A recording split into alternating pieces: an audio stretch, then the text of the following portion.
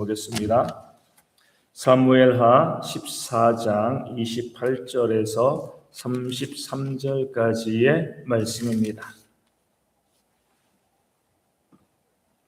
제 말씀 읽어드리겠습니다. 압살롬이 이태 동안 예루살렘에 있으되 왕의 얼굴을 보지 못하였으므로 압살롬이 요압을 왕께 보내려 하여 압살롬이 요압에게 사람을 보내 부르되 그에게 오지 아니하고 또다시 그에게 보내되 오지 아니하는지라.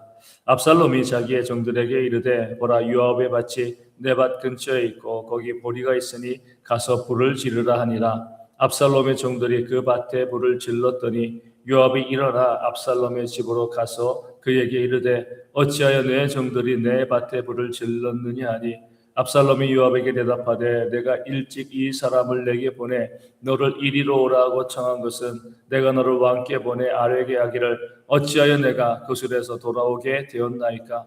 이때까지 거기에 있는 것이 내게 나으리이다 하려 함이로다. 이제는 내가 나로 하여금 왕의 얼굴을 볼 수 있게 하라. 내가 만일 죄가 있으면 왕이 나를 죽이시는 것이 옳으니라 하는지라. 요압이 왕께 나아가서 그에게 아뢰매 왕이 압살롬을 부르니 그가 왕께 나아가 그 앞에서 얼굴을 땅에 대어 그에게 절하매 왕이 압살롬과 입을 맞추니라. 아멘. 오늘 본문에는 성도들에게 거룩을 원하시는 그런 하나님의 모습을 우리 가운데 보여주고 있습니다. 어제도 그러고 이 밧세바의 사건 이후로부터 쭉 진행되어지는 과정, 특별히 압살롬의 일들을 바라보게 되었을 때는요, 너무나 인간적이다 이런 생각을 하게 되어집니다. 하나님이 보여지지가 않는 거죠. 사람의 수단과 방법, 이 술수가 난무하고 있습니다. 압살롬은 속임수로 거짓말을 해서 그 이복 여동생 다말을 겁탈하게 되어지는 거죠. 그리하였을 때 이제 암논이 그랬을 때 이 압살롬이 또 그 암논을 속여서 이 죽여 버리는 거죠. 신문대로 거두는 겁니다. 암논이 속여서 다말을 겁탈하자 압살롬이 또 속여서 암논을 죽이게 되어지는 거죠. 그리고 압살롬이 도망가고 다윗이 압살롬을 연연하자 이 요압이여 드고아의 여인을 불러다가 그 입에 말을 넣어주고 다윗의 마음을 확인하고요 압살롬을 부르게 합니다. 그렇게 압살롬을 부르고 난 뒤에 오늘 말씀에 있는 것처럼 2년 동안 다윗이 그 아들의 얼굴을 보지 않습니다. 어제 말씀드린 것처럼 민망했죠. 그냥 벌도 주지 않고 용서하는 것이 얼마나 민망했겠습니까? 그 권위가 서지 않는 거잖아요. 그래서 2년 동안 그 얼굴을 보지 아니하였을 때 압살롬이요 그 아버지가 자기의 얼굴을 보지 않는 것 때문에 어떻게 저 같았으면 그래 당연하지 내가 더 자숙해야지 이런 마음을 가져야 되는데 압살롬은 그러지 않았습니다. 화가 났어요. 왜 날 불렀어? 그러면서 요압을 불러서 다윗에게 다윗과 만날 수 있는 그런 면접권을 요구하려고 합니다. 두 번이나 요압을 불러도 요압이 응답하지 않는 거죠. 그럴 때 압살롬이 어떤 방법을 써요? 마치 이 말씀을 보면서 그런 이제 생각이 들었습니다. 우리 이제 불법 취사해가지고 전화했는데 전화 안 받잖아요. 안 오잖아요. 그럼 어떻게 해요? 그 차 유리창을 깨면은 그냥 사람이 그냥 달려오는 거죠. 요압이 그 방법을 쓴 겁니다. 압살롬이요. 요압을 불러도 안 오니까 요압의 밭에 불을 질러버린 겁니다. 정말 인간적인 모습이고 어떻게 보면 똑똑한 모습일 수도 있는 거죠. 요압이 자기 밭에 불이 나자 압살롬을 찾아옵니다. 그때 압살롬이 나랑 아버지를 만나게 해달라. 그래서 만나가지고 이 다윗과 압살롬이 화해하게 되어집니다. 이 모든 과정을 보면 너무나 인간적인 거예요. 사람의 술수와 방법들이 난무합니다. 나름대로 똑똑하다, 좋은 이 선택을 했어, 좋은 길을 했어. 그 결과도 있었잖아요. 그렇죠? 자기들이 원하는 것을 얻어냈습니다. 다들 겁탈하고 죽이고 또 아버지 다시 만나고 결과도 있었습니다. 근데 과연 이것이 정말 좋은 결론이 되었는가? 사람들이 봤을 때는요, 지혜 있다, 똑똑하다, 방법이 탁월하다 이렇게 이야기할 수 있지만 정말 압살롬과 다윗이 진정으로 서로 화해하고 하나 되어진 것인가? 그렇지 않죠. 그렇게 아버지와 화해의 입맛이 한 압살롬이 그 다음에 무엇을 바로 진행하죠? 반역을 진행하고 있는 겁니다. 사람들의 수단과 방법을 써서 뭔가 화해를 만들어낸 것처럼 보이고 결론을 얻어낸 것처럼 보이지만, 그래서 내가 이렇게 잘했어, 이런 방법, 이런 수단 잘 만들어냈어라고 이야기하지만 오히려 그 분쟁과 그 재앙의 씨앗을 심는 것이었다라고 말씀을 우리 가운데 보여주고 알려주고 있는 겁니다. 이것이 인간적인 지혜의 한계인 거죠. 거룩함이 없으니까, 참된 회개가 없으니까 어디에도 회개하는 모습이 없잖아요. 그렇죠? 그런 모습 가운데 거룩함이 없으니까요, 그들이 만드는 것들이 어떤 결론을 내고 결과를 만들어내고 성과가 있는 것처럼 보이지만 더 큰 재앙을 불러오게 되어진다. 이 폭풍전의 고요처럼 이런 사건들이 마무리되어진 것이 아니라 오히려 더 큰 이 화로 이어진다는 것을 성경은 보여주고 알려주고 있습니다. 그렇게 온전한 회개가 거룩이 없으면 모든 것이 어때요?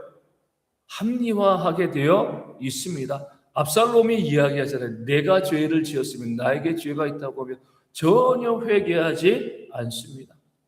압살롬이 왜 회개하지 않아요? 자신이 정당하다라고 생각했기 때문에 그래요. 암논이 죽을 죄를 지었다는 거죠. 자기의 여동생, 이복 여동생을 겁탈했으니까 당연히 죽어 마땅해, 이렇게 압살롬은 생각을 했습니다. 암논을 죽인 것에 대해서 나는 정당방위야, 난 문제없어, 정의를 행한 거야, 이런 생각을 하게 되어진 거죠. 과연 그것이 하나님 보시기에 합당한 것인가? 암논의 죄는요, 암논의 죄인 거죠. 그 형 암논을 죽인 압살롬의 죄가 암논이 죄를 지었다고 해가지고요 사라지는 것은 아닙니다. 압살롬의 죄는요 압살롬의 죄가 되어지는 거죠. 내가 심판자가 되어서 그 죄를 심판하려고 해서는 안 됩니다. 심판자는 누구예요? 오직 하나님이신 거죠. 그렇죠? 그 암논의 죄가 없다는 것이 아니잖아요. 분명히 죄를 지었기 때문에 심판해야 되고요. 다윗이 또 그 온전한 심판의 역할을 감당하지 못했을 때 하나님께서 그 암논을 심판하실 것입니다.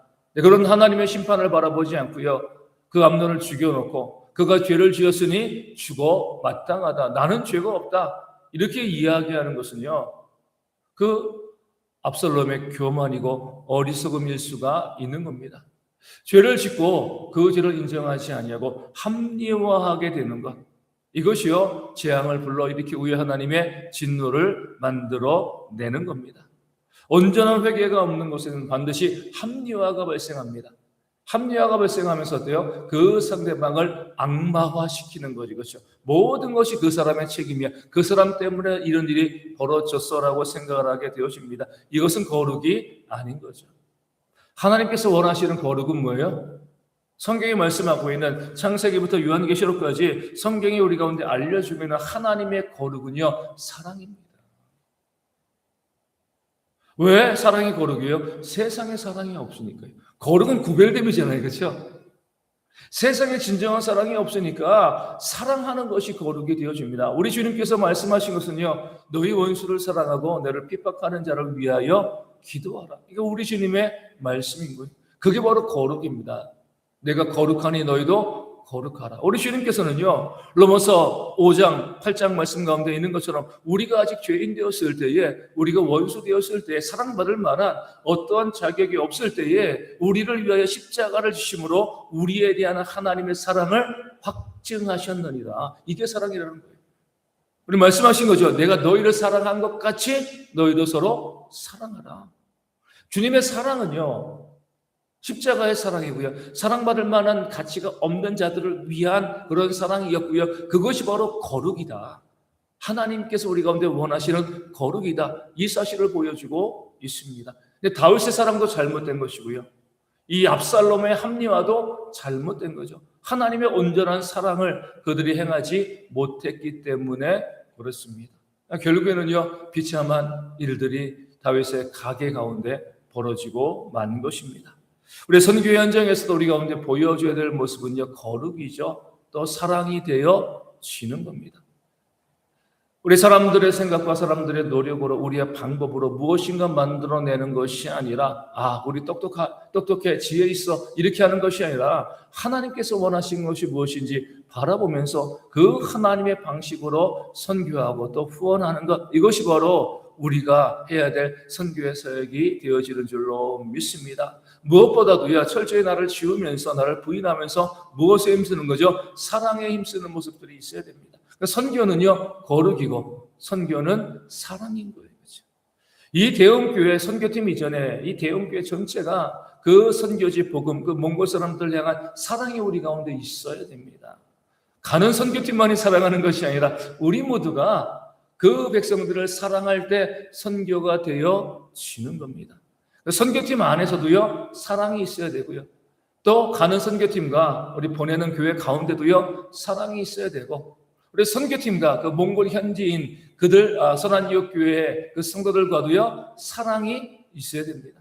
사랑으로 시작하고요, 사랑으로 진행하고 사랑으로 마무리하는 것이 바로 우리 선교가 되어지고요. 그럴 때 하나님께서 우리의 거룩함을 보시고 하나님의 은혜를 부어주실 줄로 믿습니다. 그러기 위해서 우리가 정말 생각해야 될 것은요, 우리 압살롬처럼 생각하시면 안 된다는 거예요.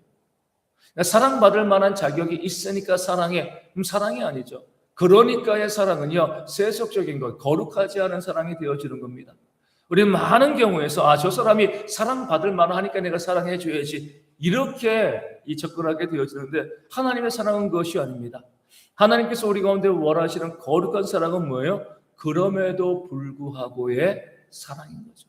다시 말씀드리지만 우리가 사랑받을 만한 자격이 없음에도 불구하고 주님은 기꺼이 우리를 위해서 우리를 사랑하심으로 십자가 지셨습니다. 이게 1만 달란트예요. 그렇죠?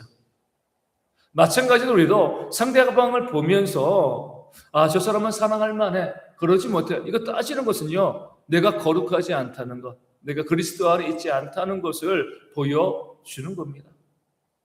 이 압살롬도 마찬가지죠. 그 형 암논이 원수 같지만 그의 영혼을 사랑하면서 그를 위해서 기도했어야죠. 그 죄를 회개하지 아니하면 하나님의 진노와 심판이 있을 것이기에 암논의 회개를 위해서 또 압살롬은 기도하고 또 고민하는 그런 모습이 있어야 됩니다. 자기에게 너무나 아픈 그런 모습이지만, 자기 여동생의 상처 때문에 힘들고 어렵지만 하나님의 심판은 반드시 있을 것이기 때문에 그 암논을 위해서 기도하고 해야 되는데, 그러니까의 사랑을 하니까 사랑할 수가 없는 거죠. 그럼에도 불구하고의 사랑을 했으면 사랑할 수 있는데, 그러니까 하니까 그 암논의 죄만 보이고요, 죽어 마땅하다, 그 마음 가지고 암논을 죽여 버린 겁니다. 상대방을 보면은요, 우리 사랑할 수 없습니다. 그 상대방, 우리 곁에 있는 상대방, 우리 나 이외의 모든 사람들, 심지어 내 가족들만 봐도요, 사랑할 만한 것들이 많이 없습니다. 그런 사랑은 세상에 잘못된 사랑이 되어지는 거죠.